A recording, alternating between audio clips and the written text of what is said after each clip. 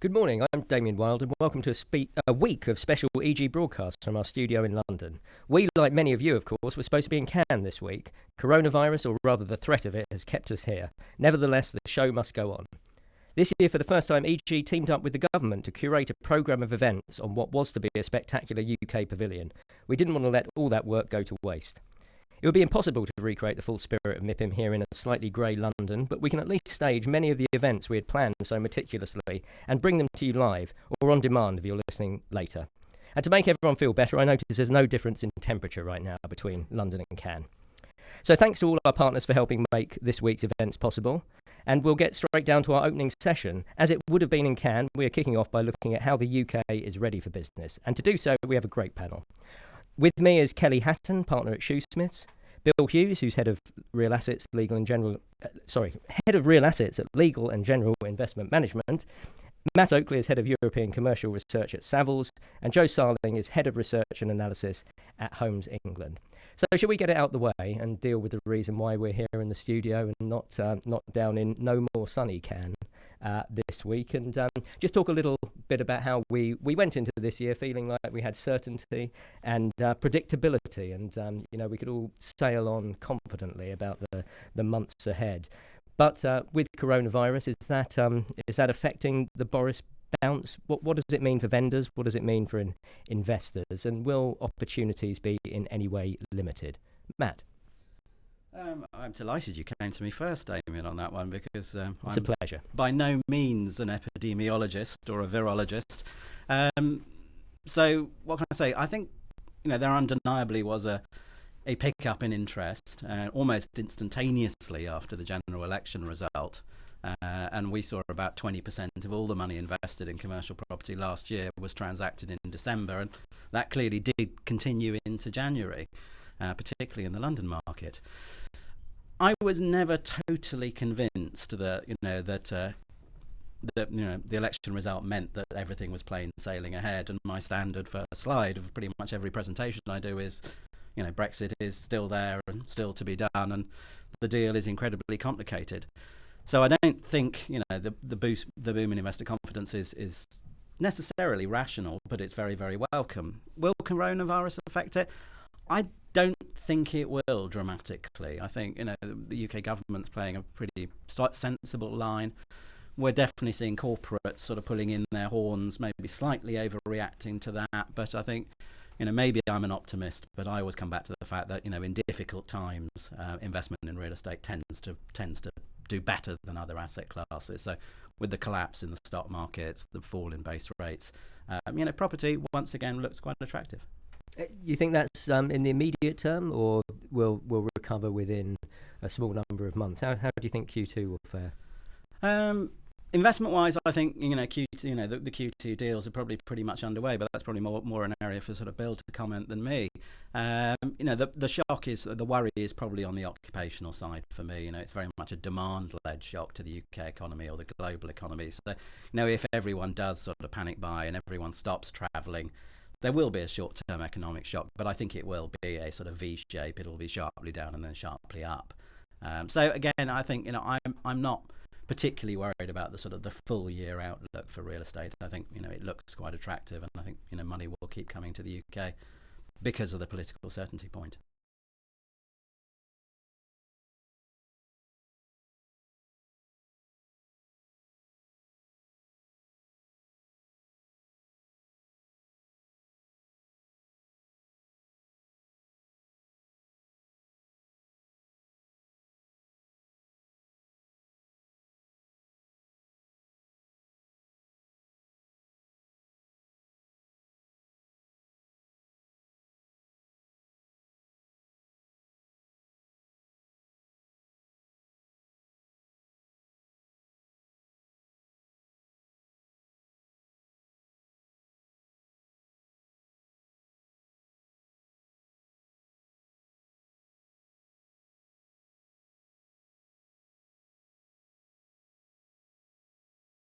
Feeling positive that get through the next few months and there should be a decent bounce back.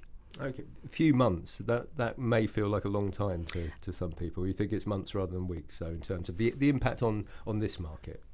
Yeah, I think it's going to take a while when deals have slowed and demand has slowed down. I think it will take a while to come back. I think another interesting thing will be whether the changes in lifestyle that we're all having to make now, a lot of meetings have been cancelled. We're doing a lot more video conferencing, a lot more agile working. I think that will be interesting to see which aspects of those stick with us and change the nature of office demand and how organisations want to structure their businesses going forward. So I think that will be interesting to watch. I'll be interested to see whether we leave this studio very much in the next few months, actually. And Bill, how about you? Has it changed activity for L&G? Yeah, I think I would differentiate between the different timeframes here. So what we're experiencing now is all about sentiment, and everyone's reading the papers. There's new information coming in. Clearly, at one level, coronavirus is escalating. But really, it's too early to see what's going to be happening with the behaviour of occupiers and trading performance and the extent to which business adapts. I think that starts to be evident several weeks hence, and there's no doubt there's going to be a slowdown. That's already pretty evident to me. But I do go back to the idea of real estate being a long-term asset class, and actually decisions that we can make today are really for the next 5, 10, 20, even 40 years. And to that extent, there's definitely opportunities out there. The one thing that I think is potentially a positive in some ways is that this is causing people to really think hard about their own supply chain and not be complacent about that, which is, I think, to some extent where we've got to.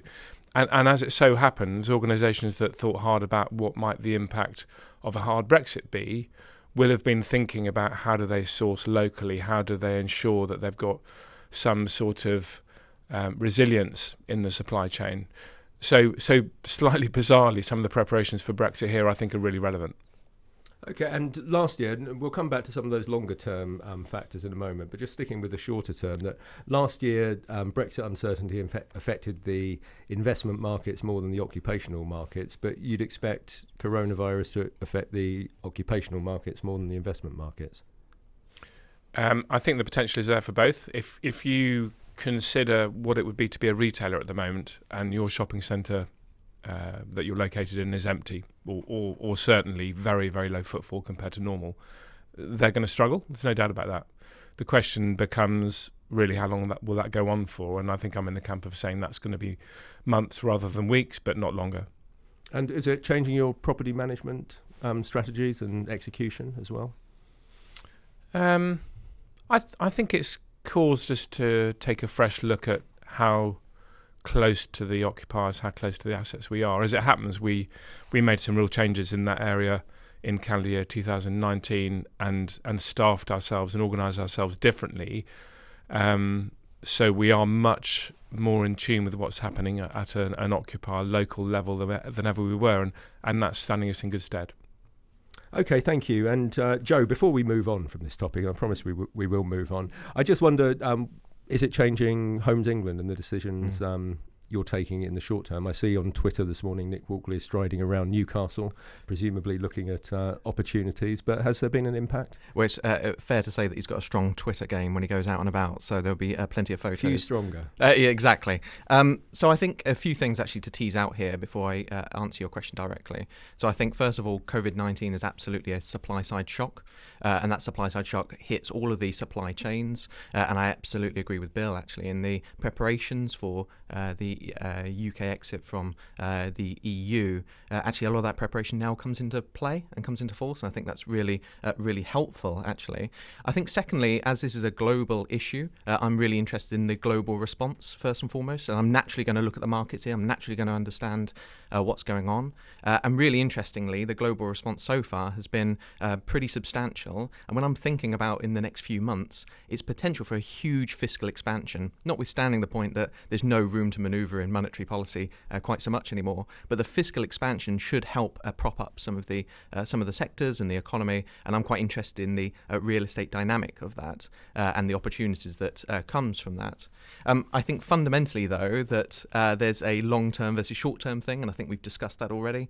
And real estate absolutely is a long-term thing. In the immediacy, I think that whilst there are challenging economic conditions, totally understand that, both with COVID-19 and more broadly, actually the fundamentals remain really strong. We have low unemployment, we have good wage growth, good jobs growth, credit availability. That's all really positive. It's not that the entire situation is dire. So our ability and our resilience to hit some of these things is really, really good. And particularly to overcome some of the challenges COVID-19 and other things would hit. But I think then more long-term, and I'm sure that we'll come to this on a longer discussion, but more long-term, actually the long-run fundamentals are really still strong. I mean, between now and 2041, there'll be an extra 4 million households. I mean, these are really big decisions that go well beyond the next few weeks, next few months. So notwithstanding that, to come back to your question, Damien, I think the fundamentals are strong for us. I think Homes England are making sure that we prepare. As the government's housing delivery agency, we have a strong role, an important role there to make sure that we understand what would the knock-on impact be for the diversity of the market, or what would that mean for supply chains. We need to take a lead of that. We will take lead of that in terms of our delivery and how we work with partners on the ground. I think that's really important. And you're patient. Bill's patient as well in a capital sense, but at the moment you are taking that long view, and it's changing your day-to-day decision-making little so far. Absolutely. We take that long-term view. We're here for the long term. The crisis that we've faced in the housing sector more broadly has been generations in the making, and so we are here for the foreseeable future and for time to come. So we have to take that long-term view, but with that long-term view means that, our patient capital, we will take on some of the risk that the market won't necessarily do so, and I'm really keen to make sure that our partnership working allows us to unlock some of that. Okay, Bill. Yeah, I do think that some organisations will sit on their hands and stop now, and against the context of this being a long-term asset class that requires a lot of investment, and by that I mean not just real estate and housing, I mean infrastructure as well. Those that carry on actually, and we had this in the World Post referendum in 2016, for a few years there's fewer players, and that for those that are willing to commit and continue to invest, they will see less congestion and they'll actually see better opportunities. Okay, thank you. Let's jump straight to the long term. Bill, I'll carry on with you for a moment. We've got a budget tomorrow. Infrastructure probably isn't going to play a big part in that. It sounds like that's a little later coming. But do you think there's the boost and the advantage of having a government that understands the importance of long-term investment in infrastructure and the role that real estate can play? Yeah, I think in the next small number of budgets, and it may well be the next one rather than tomorrow, I think there will be some exciting commitments to long-term investment in infrastructure from the government. The PM has set that out. That seems to be very much the subplot. It just so happens that the budget we're going to see tomorrow is not going to address that much of it. It seems because of obvious near-term issues. But in the long run, I think investment in infrastructure that relates to the so-called levelling, right? So getting other parts of the UK to grow at a faster rate than London and the South East, I'm fully supportive of that, and would expect to see more commitment to devolution. Again, very supportive of that, to the extent that can elicit local short-term, local better decision making, and in the short term can be a stimulus. So I'm pretty excited. It just that we won't see it.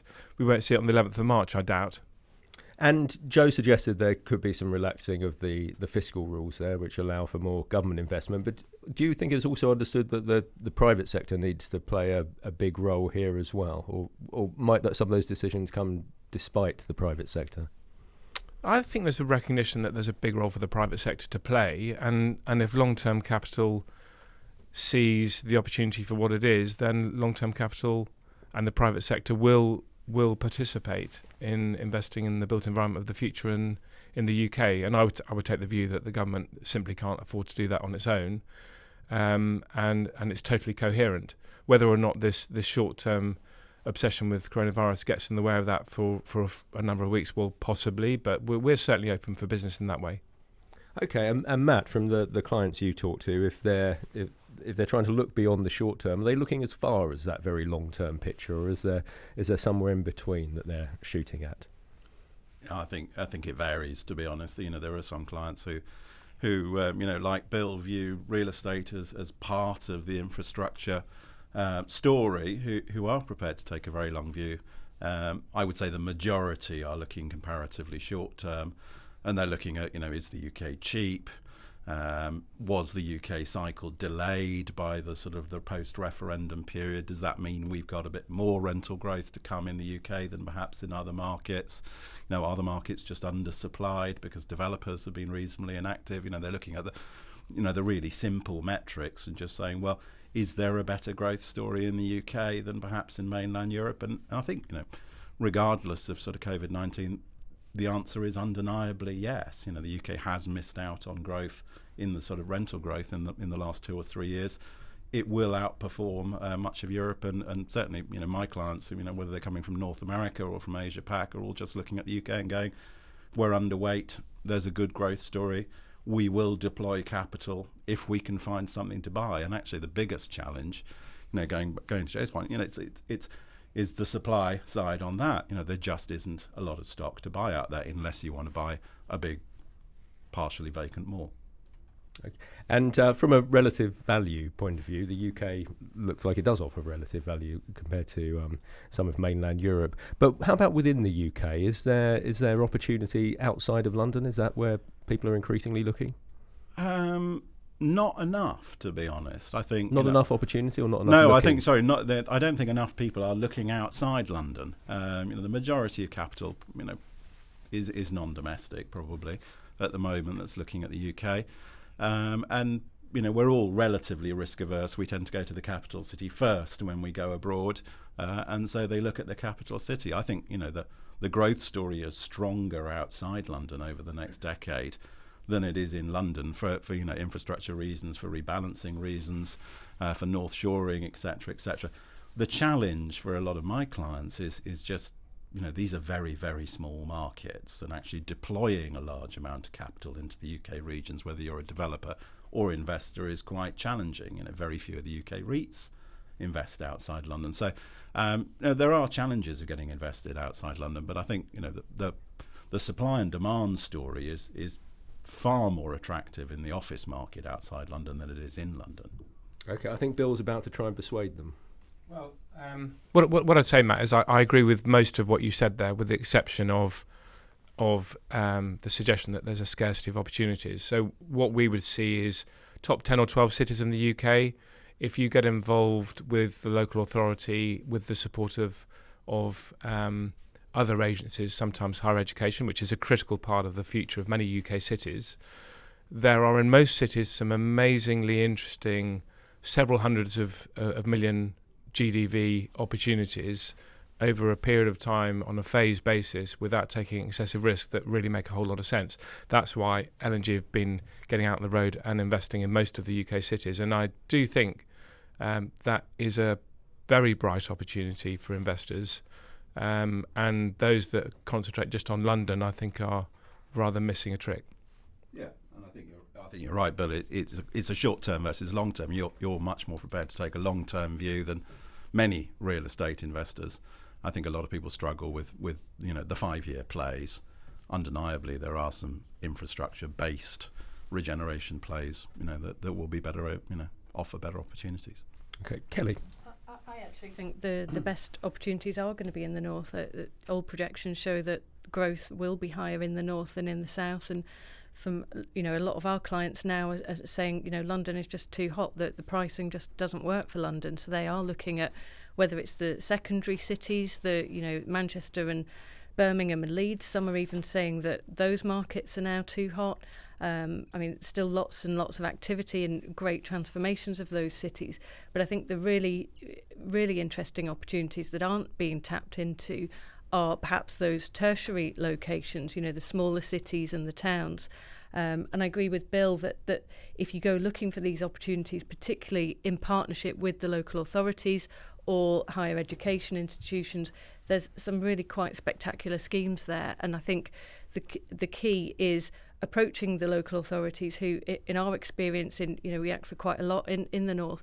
They are hugely willing to engage, and they understand that developers will only take a certain level of risk, and we're putting in place all sorts of innovative structures for how schemes in the north can be viable and how we can create structures where that risk profile does actually work for the private sector. So, we take Sheffield, for example. There's a huge amount of public and private partnership going on there, and with the university, other regional regeneration projects in Stockport, Bolton. All of these are fantastic schemes where the local authorities are working hand in hand with the private sector. So I think there's some real gems of opportunity there. Joe, you must have a catalogue of opportunities in these places and others. That is a brilliant plug, and that's exactly what I was going to say. Let's start from first principles here. The government has a clear ambition to build 300,000 homes a year, and at a record year and record data so far, we've built 250,000. That's an incredible achievement, yet still 50,000 short. So we need to push on, and pushing on becomes incrementally more and more difficult. So we need to be a little bit bolder in this. I think that's really important. Secondly is, and moving away from some of the numbers and the market here, anecdotally, I think it's really interesting to come to various points already made. I had a series of conversations at Expo in Munich last year where the pitch to them from them was, where should we invest? They have the capital, where should we invest? And so I'm talking about a few places outside of London, the major cities, some of the towns, some of the opportunities that we have. And their first response was, we've only looked at London. When you drilled in a little bit more, they've only looked at basically zone 1 of London. No wonder this is difficult. So there's a little bit of an education point here, but there's certainly yields to be had across the country, and we would definitely support that. We have been talking about that education for some years, though. If it hasn't moved on already, will it? I genuinely do think it will. I take your point that we have been talking about that for years. I think actually Homes England plays a really strong role in that, being a convener of different parties, helps us do that. Coming back to the original point early on in the conversation, Homes England and the government absolutely don't want to do what the market would already do. There's absolutely no need for that, and it would be a waste of taxpayer money to do so. So we want to look for new opportunities where the market wants some support and some assistance. So I do think we play a huge role actually in the convening power of bringing different people and different organisations together to really push on, and the education point really ticks that box. But I think fundamentally this comes down to there are opportunities across the country. Housing delivery test, for example, that was recently published by the department is really important in this, and it shows huge undersupply in actually some really key areas. Of course, there's big swathes of areas across the southeast which we absolutely shouldn't neglect because high growth area. But actually, urban areas massively underperform in terms of delivery. Oxcam area needs a real boost. So some really interesting examples here that actually, coming back to a point that maybe we will go on and speak about, I think the real innovation coming up, the real innovation for the sector as a whole will be finance. I think it will be how do we structure deals, how do we repurpose JVs and so on. And I think Homes England will play a huge role in doing that. And just briefly, because I do want to move on again, we're up against the clock as ever. If it's a struggle to convince international investors to look beyond London and look at other cities across the UK, how hard is it going to be to get them to support that levelling up agenda and look at towns as well? No, it's a really fair point. What I would say, though, is that it's difficult in the first instance because potentially institutional investors come and understand the country from a very narrow perspective. And actually, I think when you sit down and discuss not only the business fundamentals of investment into real estate, but also just the principles of why we're doing it and place shaping and creating great places and the opportunities here, and this is the heritage and this is what we're trying to do, actually the persuasion is quite easy. So it comes down to the business fundamentals, what would work out, and Homes England sites are available there to help unlock some of those things. We'll have the convening power to make sure that we bring parties together where we get involved or otherwise. But I think that's the real power here, is a narrative, is a story, is telling the story about how real estate can really change and transform lives. And I think people get that. Okay. Bill? Yeah. I would say that our experience in recent years has been relatively successful in terms of making the case for non-London.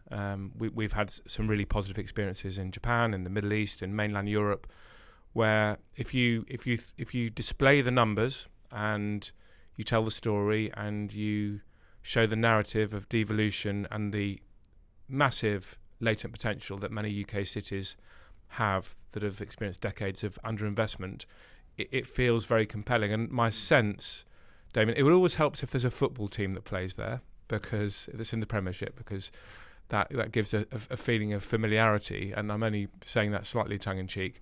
But many of the cities around the UK have got a story that is really well worth telling, and we've found that does get traction. You're hoping Leeds get promoted, is that what you're saying? Well, Leeds have got a heritage football team, should we call it, and people do know about that and have heard about Leeds over many decades. Okay, sorry, Leeds fans, a heritage football team there. Matt, very quickly, how about sectors? What sectors are proving attractive at the moment? You mentioned empty malls earlier. Should I take it that not retail is part of your answer? A bit. My sort of possibly bravest call for this year in terms of the sector that I think that will see the biggest increase in investment in percentage terms is retail. I think, retail is not all bad. And, you called it at the beginning of last year. Yeah, true. Yeah, okay. But yeah, it's not all bad, but it's all priced as bad. And I think, the pointy-toothed North American opportunity investors have just woken up to the fact that some very good retail in the UK is now very, very cheap, and I think there are bits that will see quite substantial increases, and obviously we've already seen a significant amount of activity in the retail warehouse sector. But going back to your question, the bulk of interest that I get is well-let offices, well-let distribution warehouses. And then I rather grudgingly hand over the vast majority of money that's looking at the UK to my colleagues on the residential side of the business, because UK residential is as it evolves into a multifamily asset is pretty much the top of every global institutional investor's shopping list at the moment. It offers the long income. They're not bothered about the comparatively low yields. It's a known global asset class. So now I find myself increasingly irrelevant when I'm talking to international investors, because I'm trying to push the same old product, and they're more interested in what we used to call alternatives that is no longer alternative. So more patience in amongst residential investors than office investors? Definitely, absolutely. I think people buy it for the demographic change. They buy it because there is a global demand for sort of annuity matching type income. And they just look at the UK and go, as Joe's point, we are fundamentally undersupplied. And what better driver of investing in a class is there? Find an undersupplied asset class, buy it, build it, deliver it. So yeah, I think there are definite bright spots, but unfortunately, increasingly more of them fall outside my area of expertise. Okay, thank you. And Bill, purpose. You've been talking about purpose quite a lot recently. Is this transformational and changing decisions on a widespread basis about where to invest and occupational decisions as well? You mean thinking about purpose as a starting point? Thinking about ESG. What is your intent? I do think there is much more recognition that having intent when you make decisions and thinking hard about the purpose is important. Much underplayed in the past. Surprising, really, if you stand back from it and you're thinking about the fact we have an obligation to deploy capital in a way that has a point. I think it is a new emergence. I think I'm encouraged by what's happening. I don't hear dissent around that subject particularly. And the chances of the UK having a high-quality built environment that works for society, I think, has materially increased because people are talking about it, thinking about it, and I think the quality of decisions and delivery will be much better. And I suppose it's not just dissent isn't the only measure, an absence of dissent. It's about how many people are lining up behind the flag. And I know that there is more and more capital. You talked recently about 1.6 trillion of commercial worth of commercial property backing the PIA's ESG principles. Is that is that army getting bigger every day? I think it is. Yeah. You're right. There may well be some silent objectors that I wouldn't know about, but I feel the momentum around purposeful investment is very visible, here to stay, and those investors are going to be the winners. And I think we're in the process of creating examples of those winning investments, which will, I think, in time move the dissenters into action in a way that can also be constructive. And you wrote for EG recently on an increasing tug of war between profit and purpose might now be starting to tip the scales. Is it still a tug of war, or can the two be complementary? Yeah, I think I may have been misquoted there. I think of profit and purpose as being entwined. They're certainly not mutually exclusive. It's entirely possible to invest with purpose and be delivering the right level of returns to your investors. Probably the thing I do get back to again is the time frame over which that happens. There's a whole lot of difference between making short-term financial returns, and in that situation I think it's harder to be purposeful, as opposed to thinking longer term with a purpose. You can really make something happen, and you can build some sort of sustainable, enduring investment that really works for everybody. Okay, thank you. And Kelly, are your clients lining up? Are they talking to you about wanting to act purposefully? Well, yeah, absolutely. In fact, one of our clients, a developer PLC, got a new chief exec in the last few weeks, and we had our first meeting, and the very first question... Not so long ago, that would have narrowed it down. I'm not sure it does at the moment. The very first question he asked was, that he asked of us was, right, what we need to get our ESG policy up to scratch. This is my top priority. So that was really quite surprising, because I think historically we've always felt that this was, that there were definitely some pioneers, maybe sort of Bridges Ventures. They were, back in 2002 starting with this sort of model. And so the pioneers were almost seen as, oh, okay, great, you go and do that, where the rest of us will just concentrate on making money. I think now that there has definitely been a big shift. We saw BlackRock making a pretty significant announcement about the types of investments they were no longer going to make. They were going to move away from fossil fuel and put climate at the heart of their strategy. So these movements from the investors, I think that is going to be the next shift, because if people are not going to get the investment, if they don't demonstrate the right values and results in terms of ESG, then I think that is where it is going to start hitting the bottom line. Until now, it's been a nice to have, but I think any companies which don't embrace this fully are sure enough going to see this hit their bottom line, because they simply won't get the investment. I think the big challenge for us in the next few years is a lot of this stuff is quite hard to measure. Maybe there are obviously some key standards around sustainability. Everyone's very familiar with BREEAM. That's on every heads of terms that you see. But there's quite a lot of new standards. Tons of jargon. It's a bit of an alphabet soup of different ways of measuring these things, and that's just on sustainability. Then you go into social impact. That's even harder to measure. So I think the challenge for the industry is to come together and agree on what these standards are. And I think that will need some direction from government as well, to say how are you going to be measured as a company in terms of ESG. And then the industry can kind of galvanise around that and start to develop and innovate the tools that we all need to then demonstrate these capabilities and values in our investments and our development. So I see that as the next stage, really, getting into the granular way of measuring these things, and then making sure that all the developments can actually tick the boxes in a very meaningful way.